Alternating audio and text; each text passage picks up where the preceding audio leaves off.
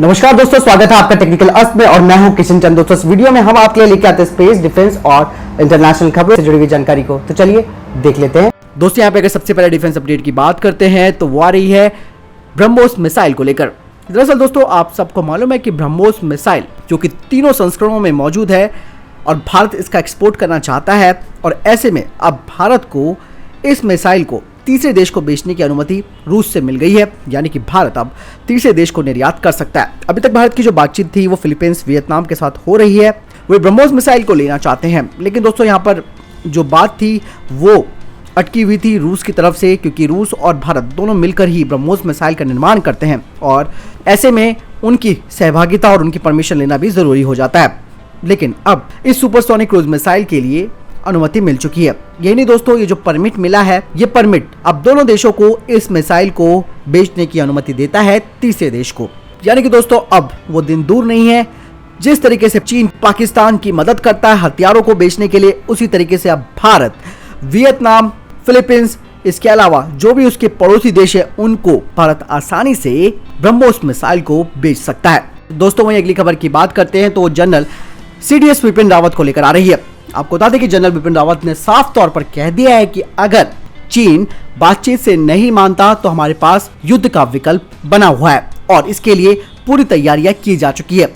लगातार आपको बता दें कि चीन चालबाजी कर रहा है और LAC से पीछे हटने का नाम नहीं ले रहा है। कई इलाकों से वो पीछे चला गया है, लेकिन अभी भी फिंगर एरिया पे वो बना हुआ है। और ऐसे में अब CDS जनरल बिपिन रावत का यह बयान आया है जिसमें कह दिया गया है कि किसी भी तरीके से कोई कॉम्प्रोमाइज नहीं करेगा भारत, क्योंकि चीन ने युद्ध अभ्यास के बहाने से उस क्षेत्र में आया और उसके बाद उसने वहां पर घुसपैठ करनी शुरू करी और वहां पर अपने बेस और हथियार तैनात कर दिए, और इस तरीके से चीन की दगाबाजी साफ तौर पर जाहिर हो रही है।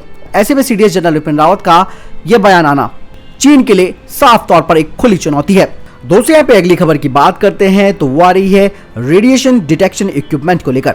दरअसल भारत सरकार अंतर्राष्ट्रीय सीमाओं के पार रेडियो एक्टिव मटेरियल्स की अवैध तस्करी का पता लगाने और विकिरण का पता लगाने के लिए RDE यानी कि रेडिएशन डिटेक्शन इक्विपमेंट खरीद रही है। अधिकारियों ने कहा कि सीमा पार एकीकृत चेक पोस्ट और भूमि बंदरगाह RDE से लैस होंगे ताकि किसी परमाणु उपकरण या रेडियोलॉजिकल डिस्प्रेजल डिवाइस की तस्करी को रोका जाए। अधिकारियों के अनुसार इस कदम से भारत की आंतरिक क्षमता और आंतरिक सुरक्षा क्षमता काफी मजबूत हो जाएगी, क्योंकि बॉर्डर चेक होने से जाली मुद्रा, ड्रग्स, हथियार और एम्युनिशन और विस्फोटक का पता लगाने पर ध्यान केंद्रित किया गया है।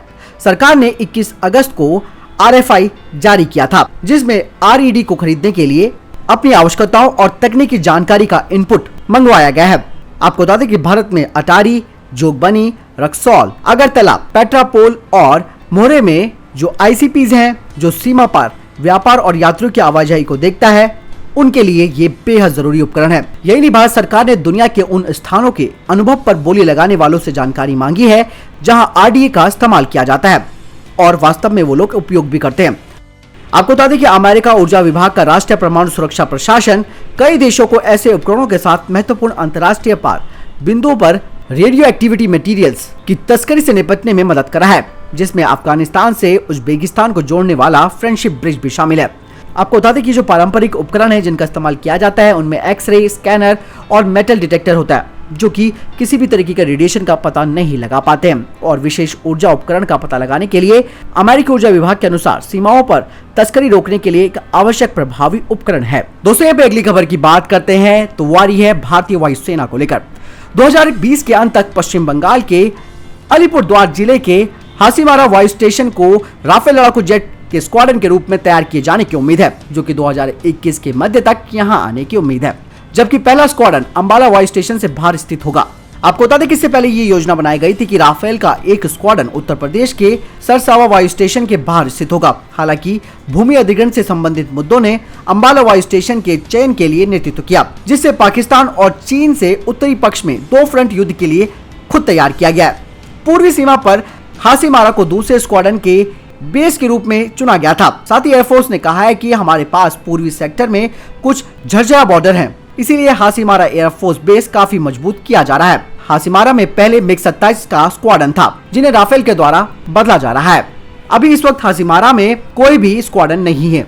साथ ही आपको बता दें कि अंबाला और हासीमारा के लिए 400 करोड़ रुपए का बजट भी आवंटित किया गया है ताकि दोनों ही बेसिस पर बिल्ड फैसिलिटी, शेल्टर्स, हैंगर्स और मेंटेनेंस फैसिलिटी भी उपलब्ध कराई जाएगी। दोस्तों यहाँ पे अगली खबर की बात करते हैं तो लद्दाख को लेकर आ रही है। चीनी सीमा पर चल रहे तनाव के बीच बीआरओ ने लद्दाख में लुकुंग को खाटेट से जोड़ने वाली सड़क का काम पूरा कर लिया है। 36 करोड़ की लागत से बनाई गई इस सड़क की लंबाई 36 किलोमीटर है, जो लुकुंग को 4 गांव मान, मेरक, स्पैंगमिंग और खाकेटट से जोड़ेगी। वही खबर ये भी आ रही है कि बीआरओ ने पूर्वी लद्दाख में दुनिया की सबसे ऊंची सड़क का काम लगभग पूरा कर लिया है। ये रोड दुनिया के सबसे ऊंचे दर्रे मरसिमकाला से गुजरती है और पेंगोंग झील से सटे लुकुंग और फोबरांग को एलएसी के हॉट स्प्रिंग से जोड़ती है। हॉट स्प्रिंग एलएसी का वो विवादित इलाका है जहां इन दिनों भारत और चीन के सैनिकों के बीच टकराव चल रहा है। मरसिमकाला रोड की कुल लंबाई 75 किलोमीटर है और ये करीब 18,953 फीट की ऊंचाई तक जाती है।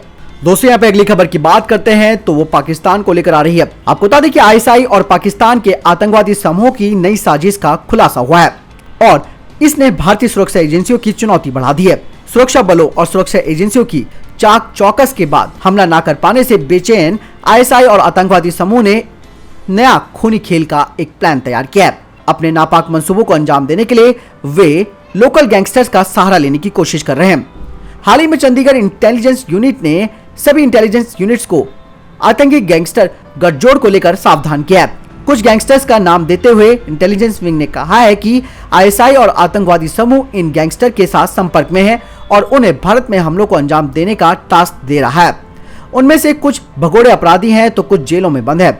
आपको बता दें कि सेंट्रल इंटेलिजेंस एजेंसी के पंजाब यूनिट ने कुछ दिन पहले भेजे अलर्ट में कहा कि आईएसआई और दूसरे आतंकवादी समूह ने 5 गैंगस्टर को कुछ नेताओं को टारगेट करने का टास्क दिया है। ये गैंगस्टर दर्जनों हत्याओं, लूट, नशे के कारोबार में शामिल हैं और जेलों से रैकेट चला रहे हैं। लोकल पुलिस को इन गैंगस्टर पर नजर रखने को कहा गया है। दोस्तों यहाँ पे अगली खबर की बात करते हैं तो चीन और पाकिस्तान को लेकर आ रही है। चीन ने रविवार को पाकिस्तान के लिए एक युद्धपोत को लॉन्च किया है। आपको बता दें कि चीन के द्वारा बेचे गए अब तक के लड़ाकू युद्धपोतों में ये सबसे बेहतरीन माना जा रहा है। ये चीन के द्वारा तैयार किया गया सबसे बड़ा लड़ाकू जहाज है। इस लड़ाकू जहाज को चीनी सेना की रीढ़ के रूप में देखा जाता है। चीन की ओर से पाकिस्तान को भेजे जाने वाला यह पहला युद्धपोत है। चीन इस जहाज के बाद इसके अलावा चीन पाकिस्तान को 3 युद्धपोत भेजने वाला है। पाकिस्तानी मीडिया के अनुसार टाइप 054A/P का एक गाइडेड मिसाइल फ्रिगेट है। साथ ही चीन ने अब तक किसी विदेशी सेना को यह जहाज नहीं बेचा था। वहीं चीन की मीडिया के अनुसार इस लड़ाकू जहाज से पाकिस्तानी नौसेना की क्षमता बढ़ जाएगी। आपको बता दें कि 2021 तक पाकिस्तान को ऐसे 3 और युद्धपोत भेजे जाने हैं। विशेषज्ञों का मानना है कि 054A मॉडल चीनी नौसेना का बेस्ट फ्रिगेट है। लड़ाकू विमान में 4000 टन मैट्रिक का डिस्प्लेसमेंट है और इसमें अच्छे रडार और मिसाइलों की सुविधा है और टाइप 054A एक मल्टी रोल फ्रिगेट है। दोस्तों यदि आपको वीडियो संबंधित कोई प्रश्न, सवाल या आपका कोई जवाब है जरूर हमें कमेंट बॉक्स पर लिख के बताएं और दोस्तों वीडियो को लाइक और डिसलाइक करना ना भूलें, साथ ही चैनल को सब्सक्राइब करना भी ना भूलें। धन्यवाद दोस्तों अपना कीमती वक्त हमें देने के लिए।